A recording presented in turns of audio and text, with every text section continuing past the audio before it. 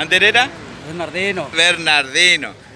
Tori pape ko ape ayujuco a ser que cuera.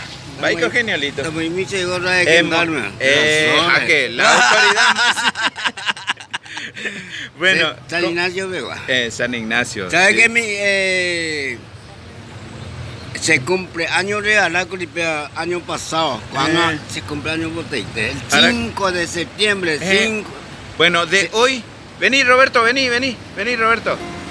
Acá otro gran músico, ¿cómo te va? Mira, estamos filmando acá. Querido. Acá otro músico, Roberto, ¿cómo te va? Sí, el saludo grande para todos los amigos, los colegas músicos principalmente. Así que, y el abrazo grande acá, mira, a nuestro símbolo. De hoy a 28 días es el cumpleaños de Geniolito. El 5 de septiembre. El 5 de septiembre. Y bueno, ¿y qué?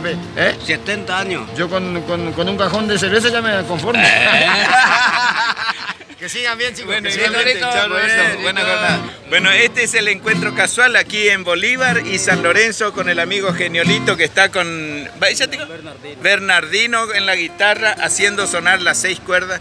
Y bueno, un momento agradable realmente. Geniolito tiene un cartel acá donde estamos juntando también a voluntad. Gracias por la colaboración. Y se colabore con el cacique guaraní Yaguareté, Geniolito. El teléfono 3764-6640-18.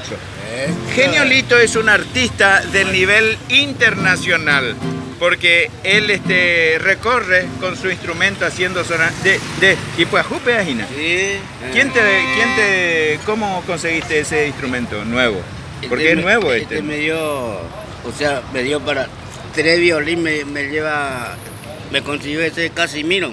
Ah, ese Casimiro colectivero. Vicosque. ¿Sí? Casimiro Vicosque. Sí, colectivero. Ajá.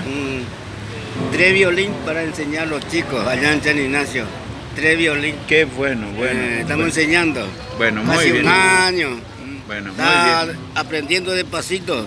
Muy bien. Mi nieto nomás, los nietos, nieta. Ya voy. Sí. Sí. Bueno, gracias Geniolito, Listo, gracias.